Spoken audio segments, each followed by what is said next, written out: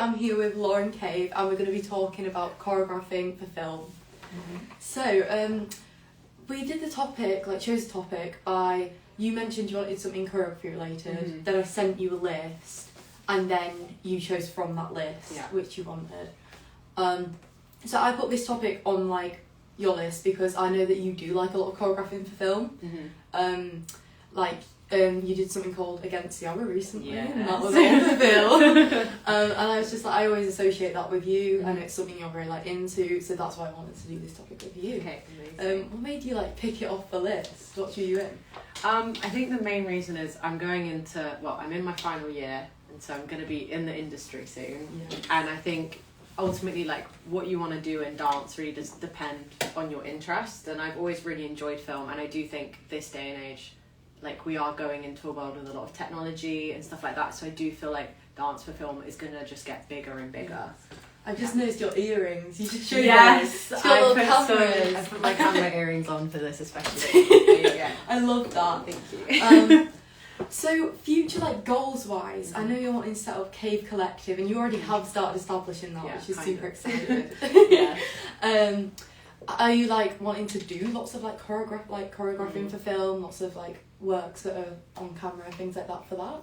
I think my main thing is, obviously there are ways that audiences can go to the theatre, but at the end of the day dance should be accessible for everyone, and film is a way to basically mean that everyone can see film. So I always like to create a choreographic work and then either adapt it into a film after it's been performed live, or I like to personally create a dance film, because I feel like it's the future, it's the way we're going. Things are recorded now all the time. And I just think, it's the way that anyone can watch it. It's the same way people watch YouTube and TikTok. People are watching dance, they're learning new tricks.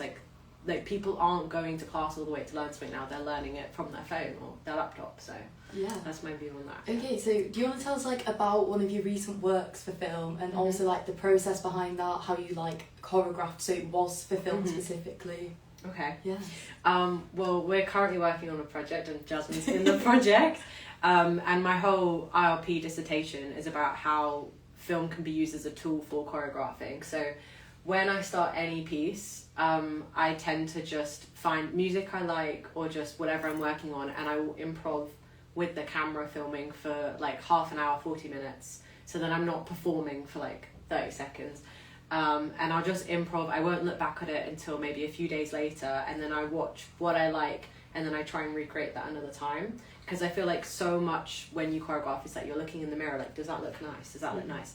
And sometimes improv is the best way to find new things. So that's how I always start. And then it usually develops through editing, such as putting stuff in reverse. I've been doing that a lot recently. I've been making Jasmine dance in reverse in class, which has been obviously a big challenge, but again, it's a good way to move in a way that you wouldn't naturally move.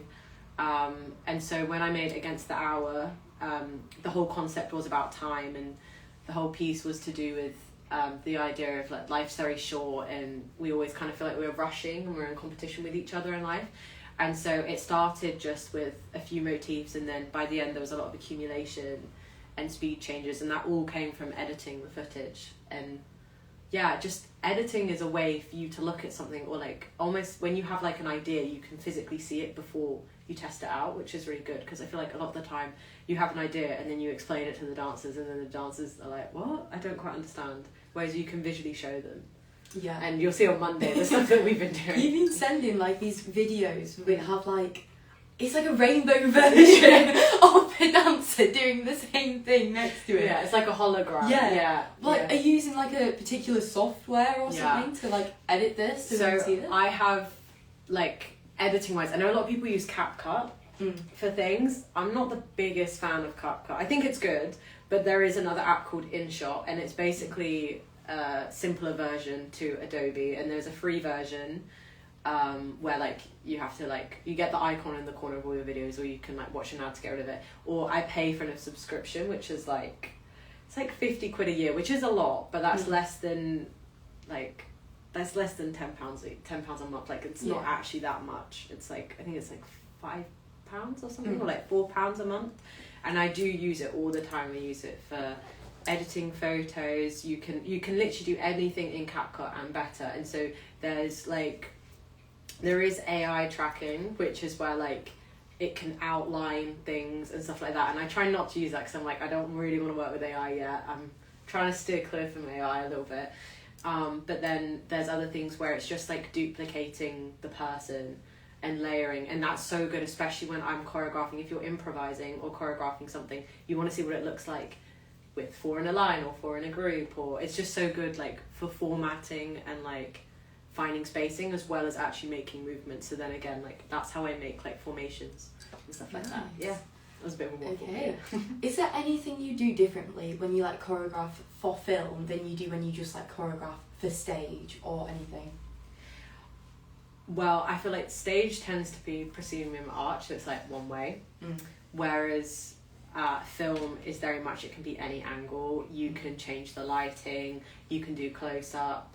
I have noticed when I'm doing a film, I tend to ask dancers who are good at performing, and that sounds horrible because like all dancers are great performers, but some people it is really in their face when they perform. And I think for dance for film, you have to, I mean, when you perform on stage, you have to project in your face anyway, but when you're on camera, like if you're looking miserable as you're dancing, everyone can see, they can pause it, they can watch it. So I feel like, again, when it comes to choreographing, I also find dancers I know that are going to commit to the whole performance, and all dancers can, but some dancers naturally are more comfortable in front of the camera. So I think, again, that is a big thing that I do. I'm like, or people who are interested in film. So when I put out for my RLP project, I was like, are you interested in working with film? And the people who were the people who came to me, which is why like everyone in the group's so lovely. Yeah. Shout out to ILP people. Something that I've like noticed specifically with like film is that you really can like have the audience see what you want them to see. Like on stage they see all of it together. Like there is no like there is a little bit, but there's no like close ups on this and quick just run around the back. Whereas like when I've seen people like doing like behind the scenes of filming things, you can even see like people walking behind the person filming and coming on the other way, and like it's like it has like a window that the audience kind of looks through, and you can get them to see exactly what you want them to see. Yeah. Whereas on stage there is nothing necessarily stopping you from going, well, that person's in the spotlight, but I'm gonna look at that person. Yeah, exactly. Because I sometimes do that just to see what's going on in the back of it, you know.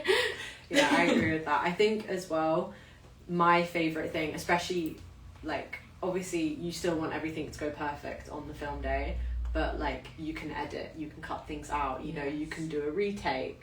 And I love when we did Against the Hour, the whole thing was like transition. So we did it chronologically because I was like, we need to know exactly how each shot is going to transition into the next shot. And as I was editing it, there was actually a section where you're talking about things you want the dancers to see. There was a section where, I'm going to name people, my friend Carol was doing a solo, and then behind my friend Bethany and Smart, they were doing barrel rolls at the same time. And both shots, we did one of them, and it looked amazing. And I was like, oh, if I focus on Carol, you can't see them. If you focus on them, you can't see Carol. So I ended up like extending the music. And because it's all about time, I looped the music. So we see Carol solo, and then we see Carol go into this like different void. And then she comes back, and then we see the dancers. So we get to see both shots now. Because I was like, I'd rather both moments be appreciated than just one. So again, you have like room to do that, to basically like, you can change it as you're editing, even though the choreography's finished, which is good. You can refine even more. Yeah. Okay. Have you ever like worked with anyone who has like also works with like choreographing for film and has done either something really similar to you that shocked you, or like really different, and you've like picked up some stuff, things like that? I worked with Ralia, the founder of One Syllable. Shout out Ralia, who's amazing. And we did a music video in my second year. And that really inspired me to run my collab this year, and that was much more of it was to do with like this singer's EP. It was also with the singer Rihanna, you know, it was lovely, and I really enjoyed the experience because I got to contribute, but I also got to be a dancer in it, which usually I like to be the one ordering everyone about. So that was really interesting, but I also had space to share my opinions. But it was nice as well because the whole point of it was a music video, so the focus was on the singer, and so it was really nice to see how like the dancers come in and out of shot, but the focus is still always on the singer. And it was nice to see like the transitions, whereas when I tend to choreograph, I tend to give multiple solos, and then it's kind of this person's the main character here and then this person, and it's a lot more kind of, I guess, there's less focus on one person usually. And then in my first year, I also worked on another music video for a jazz musician, and there was 8 dancers of us, and we filmed in Greenwich Park, and that was really fun because, again, I was a dancer in that, but that was a really collaborative experience, and it was basically all of us as first years. And yeah, it was more, I think it's interesting to see how I do like to be kind of, I love opinion and I love someone's point, but I find it interesting how like when it's a collaborative experience, you've got to let other people have an opinion too, and then you've both got to figure out what's the best for that situation. Yeah. So I found during that project when it was collaborative that the best thing to do was like us all come up with ideas and then kind of cut down until we had one idea. So I do think it's great to have multiple opinions, but also like if you have too many, it can become difficult. Because I found that I was like, oh, I don't want to suggest that now because we've already got so many ideas. So yeah. I feel like when you were saying about it being very like focused on singers and stuff, when I've done like musical theatre performances and you've literally just been dancing around singers, it's very much the same. Even when they're like just for stage, like you'd always be dancing around the singers and like your even ensemble, backing dancers and things like that. Yeah. I've seen quite a few stuff on the media actually speaking about how like certain artists have started saying like they want more attention on the dancers. So instead of the dancers kind of just dancing around them, they've said to certain dancers like, oh, go and do this and everyone will look at you and not me for this. And there's been some of that I've seen on the media where people have been saying, should it all be focused on the singer, or should the singers be saying, oh, actually let's like spotlight my dancer for a bit. Have you seen Dochi's music video for Anxiety? Have you seen that? It's really, really good. I think I have. I recommend, guys. You should go I'm watch. trying to remember it. Yeah, so it's her. She's in like an all white kind of fit, and it's in this house. It's similar to like do you remember Sia's videos with Manny Ziegler in what was it called, The Greatest, when she's in that house? Yeah. It's a lot of that, so like transitions into different rooms, and it's not all done in one take, but it looks quite seamless. Yeah. And there's so many dancers, but it ends up with like 20 dancers, and then Dochi's in the middle, and then it's panning around, and even though the focus is still on her, you appreciate all these dancers and their hard work. And yeah, that's a nice way of doing it, like you highlight the dancers and the singer.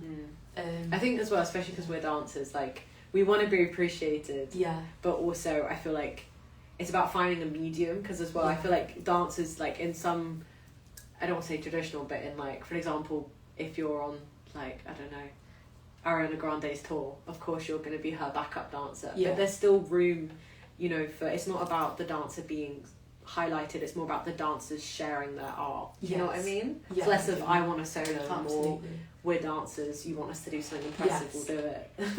I think it is about finding the nice like medium of like, that's Ariana Grande, but also I'm a dancer, be seen.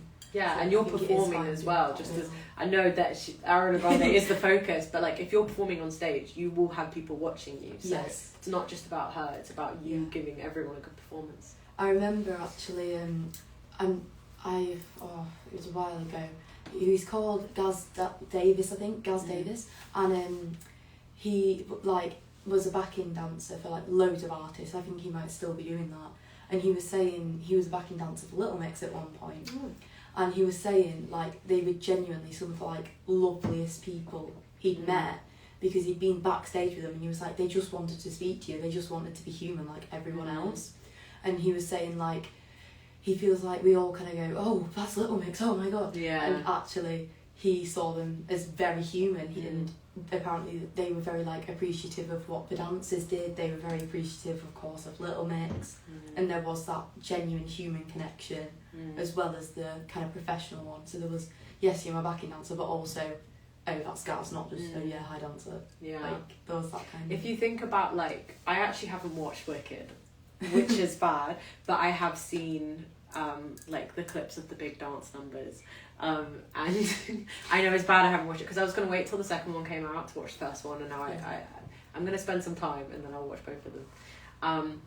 But I feel like in those, when you see all those big numbers, obviously the first time you see Ariana Grande and you're dancing with her, you're probably like, oh, but you can't be like there. You can't be on film like being like, oh, I'm dancing with Ariana Grande, you know. So I think again, it's about like dancers with their job. And I'm trying to think, there was definitely two of them, and I can't remember who the second person was.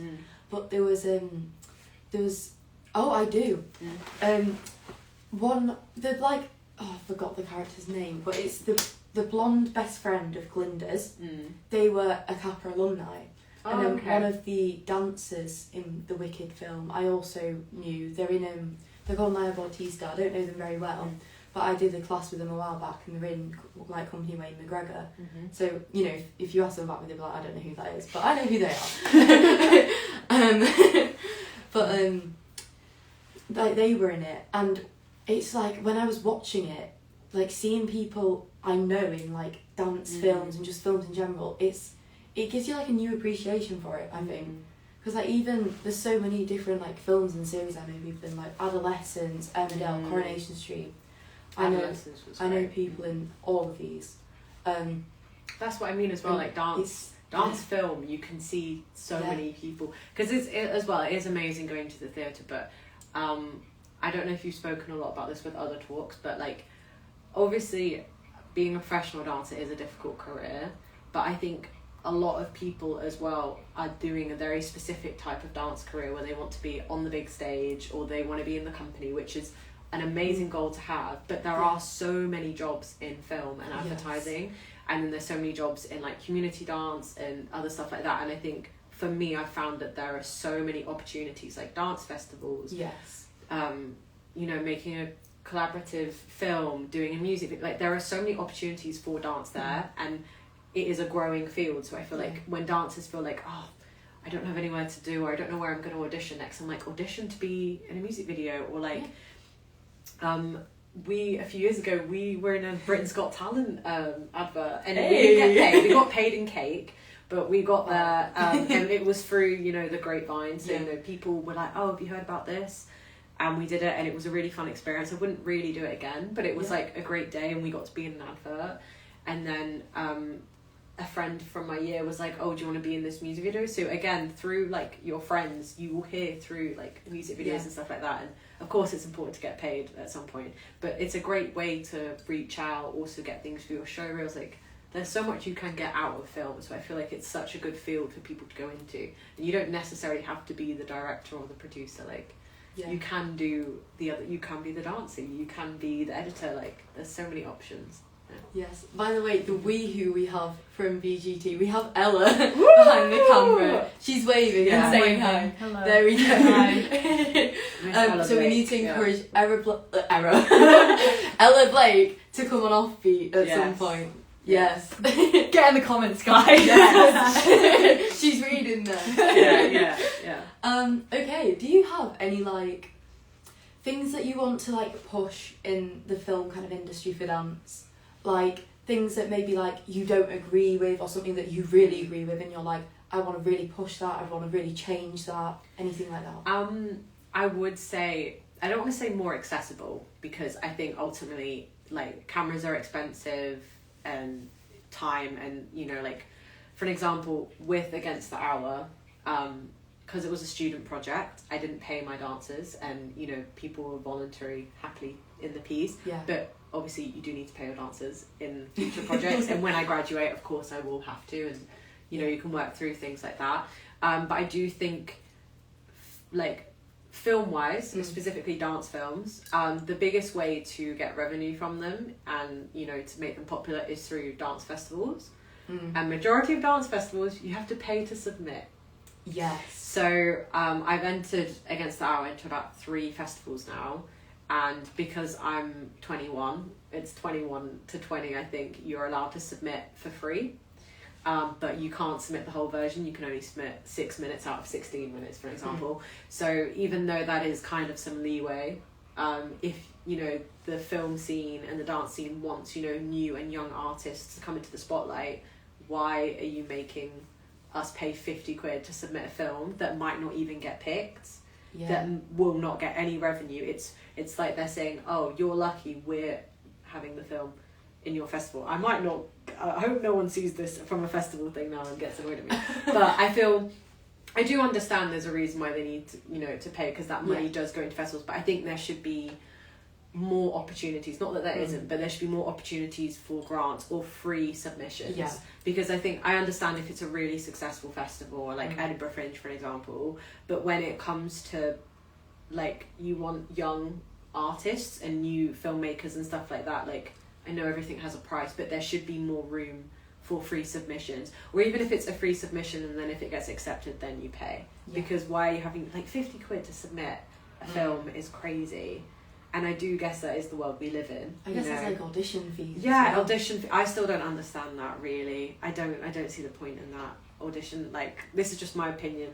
And if I'm successful one day, I won't charge people to audition for me. I don't see the point in it. Unless you know that money is going somewhere. But like, you don't really know where that. As well, if I knew where that 50 quid I was submitting the film is going to, if that's going to, you know, the technology on the day, that's fine. But I don't know where that money is going, and I feel like, if it doesn't get picked as well, 50 quid is a lot. Yeah, absolutely. You can tell I'm a student. But yeah, I would say that's one. And then I think, again, if we talk about accessibility, so at Laban, we're very lucky that we have an AV department and I'm able to use the 4K cameras, which are very good quality. But when I do photo shoots as well, guys, if you need a photo shoot, hit me up. I do photo shoots as well with my own camera that I've had for the last 8 years that I saved up for, and that's fine because I bought that camera myself when I was very young and it works, but like having the technology to be able to do that is really difficult in this day and age, and you can hire things and stuff like that, but I think just more programs as well, like we're lucky that at Laban you do like a film elective if you want to, but there are so many people that, you know, they get into film late, or you know, they want to but they don't have access to a camera and stuff like that, so I think it's important that there are just more opportunities to submit films and also make films. I think that's my thing. Something everyone should get the chance to. It's like, I found that films came very in handy for like advertising stuff. Like whether that's a piece that you are going to do on stage or even just yourself, like on social media. It's like now, I've even applied for things, and instead of saying, can we have a show reel, they've been like, what's your Instagram handle? And they literally will look at your Instagram, and that is you having to advertise yourself through film and photos. And my company, like, we're at the moment, we've been applying for funding everywhere, and my choreographer was saying she's gonna have filmed like a section of our dance work so that she can submit that as well and say, this is everything we've done, this is what we're working towards, because like people don't necessarily always want to fund something if they don't know what they're funding, but a video lets you visually see like what they are funding and what we've been doing. I have had performance opportunities. There's one where it was like my friend had performed there, and then the director was like, oh, do you know anyone who would be interested? And so they reached out to me, and I got, you know, through WhatsApp video messaging, and then they were like, can we look at your Instagram? And then they looked through, and then they said, oh, we really like what you did on September the 9th in 2022. And it was like a video of me improvising, and they were like, this is what we'd be really interested in seeing. So again, it is a good way, like, for communicating like what certain people want as well. I definitely agree. Absolutely. I also feel like when you're a teenager, like obviously you're very aware of yourself, but I think my Instagram has very much changed from, you know, like, oh, this is what I do on my holiday, to now like, this is what I've been up to in my career, or this is the workshop I've been to. And I have a dance account, guys, follow me, Laurie Cave Dance.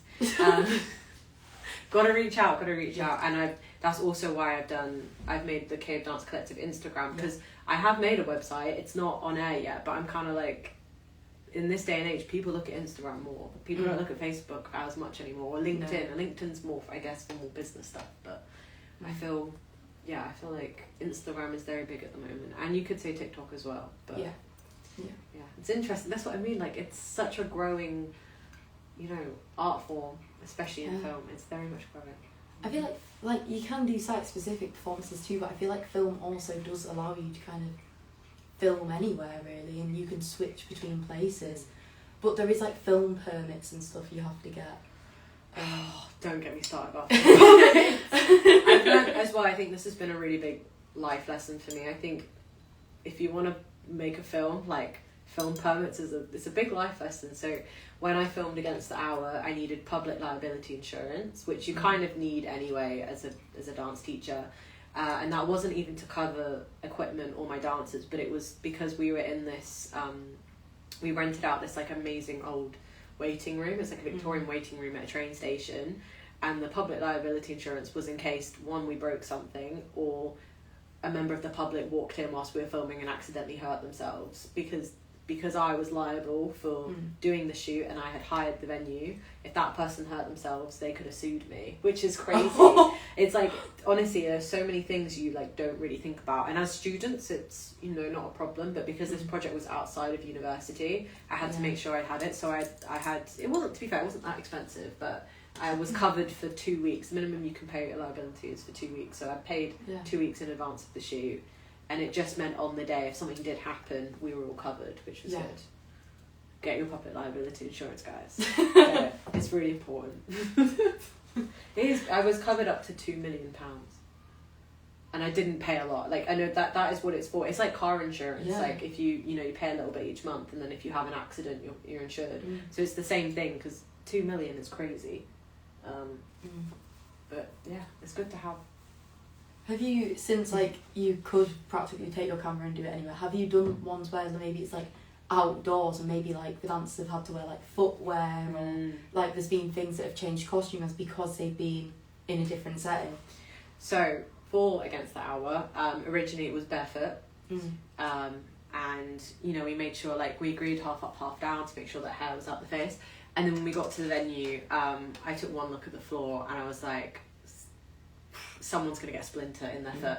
And so I made the choice. I was like, either we need to have like boots or something, or I thought about socks, and then I thought socks aren't safe enough. So I realized that we were gonna have to wear shoes that everyone had, and the piece is a contemporary piece, but ultimately everyone had a pair of ballet shoes. And because the piece was quite, the colours were like brown and green and red, I was like, guys, let's use your scruffy or old ballet shoes. So everyone used their less nice pair of ballet shoes, you know, the pair that, your emergency pair when you forget your good pair. And that was really fortunate that everyone had them, but I just knew it needed some form of protection, and the ballet shoe was enough. But yeah, I've learned that the hard way. Or I did do a project in year 2 where we filmed outside. We filmed one like in this greenery area, and then one part in Canary Wharf. And my friend did have her toes out because it was supposed to be naturey, and we always joke about it now, like she had her feet out in Canary Wharf, like on the pavement. And it was really funny, and like, to be fair, in the film it makes sense that she's barefoot, but so when you're watching the film it's fine, but then in person we were like, oh, in the future she would have worn socks. Do you know what I mean? So I think again it's like, depends how much you're gonna how much it works with the film. I think Within Her Eyes, James Cousin's coming in. I love Within Her Eyes. Yes, it's beautiful. Didn't they do like barefoot in like grass and some crazy places? I think actually in the male didn't they? Yeah, the male he had like black shoes on. Yeah. And then her feet don't touch the floor until the end. Yeah. So if you notice, they never film his feet. Purely, he could have worn like pink fluffy slippers and you wouldn't have seen them. So again, it's all to do with the trick of like the film. And I have found when we did film Against the Hour, we had 3 hours to film it, and it's like a 15-minute piece. That sounds like a lot, but if you think about warming up, prepping, getting costume, so we ultimately had about 2 hours, and then we did actually go over a little bit, but there was very much a crunch time in getting it all done. And so the best thing about editing is if we didn't get the perfect take, we filmed at a different angle, and you can just cut. If someone messes up, you can cut it out and then put it in where they didn't mess up. So I found that as well. It's, in a way, you perform differently, but you perform more, I think, emotionally, but then there's less pressure. You should always still perform to your best ability, but there's less pressure than a live performance where like if you mess up, everyone's gonna see. What's the name? Is it long shot or something? No, that's not it. There's a name for it. Where you... Panning? No, I don't think Vertigo effect? I'm like trying to name camera things. It's not like... It's where basically you keep filming and you don't edit it and cut it. You know, Oh yeah, what's the yeah. name for A it? long take. A long take. Yeah, I think it is. It's Yeah, something like that. adolescence. Yeah. Have you ever done something like that where you've literally just kept filming? When it was just a choreographic like live performance for the trailer, I filmed with a gimbal. I filmed the whole piece just like running in between people in the studio, and then when it came to Against the Hour, I basically blocked it into sections. So there was in the last like 3 minutes is one full take. Yeah. And it is very much like the music's on a speaker. I was lucky enough to have a filmmaker with me, so he was filming. He was literally like this. And I kid you not, I was like, okay, Izzy, come in now. Okay, Samara, get ready. 3, 2, 1. And then there were times where I was pushing the filmmaker, which was a bit cheeky, but we got on well.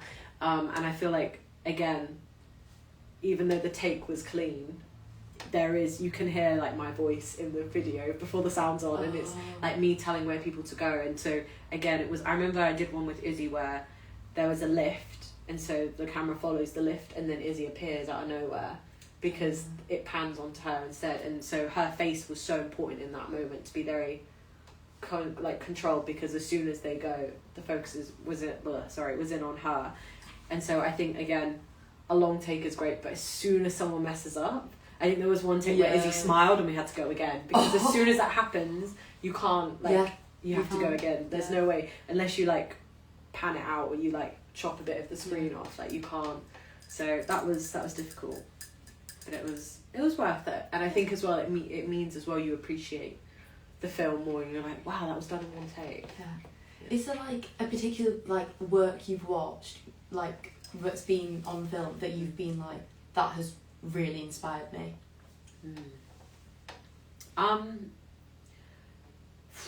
I think there's loads of different things for different reasons. So there's one music video that I absolutely love, and it's Breeze Blocks, if you know that song. I don't actually. And it's not a dance, it's a reversed slow motion film. And it's of this, it's quite deep, but it's of this couple and they're having a very violent fight. And it begins with someone passed away, and then it goes in reverse, and you see the whole fight, and it's really interesting because the story unfolds as you're watching it in reverse. And it's like the fight itself is very dancey. And when I first watched that really inspired me for making a film. And I love putting stuff in reverse. So that's something that I think is very interesting. And if you're interested in kind of like dramatic stuff or like crime, it's really, really interesting. And then dance-wise, I feel like as a child I did love watching music videos on YouTube. I feel like there's a Bjork music video called It's Oh So Quiet, and it's her singing in like a laundrette, and then she ends up dancing down the street, and she's so, or like even like Happy. Have you seen the music video Happy? When everyone's just vibing down, like it's just it's something that everyone enjoys watching, and I feel like that's what I want to do. Even if dance isn't your thing, you can still enjoy a film. Another thing is Creature by Akram Khan. There's a film adaptation of his work, and that's amazing, and that's like a 40-minute film, just dance, hardly any talking, and it's like it's very emotional. And so I think, again, as well, like a film can keep your attention in a different way to a live performance. Yeah, I think those are my few.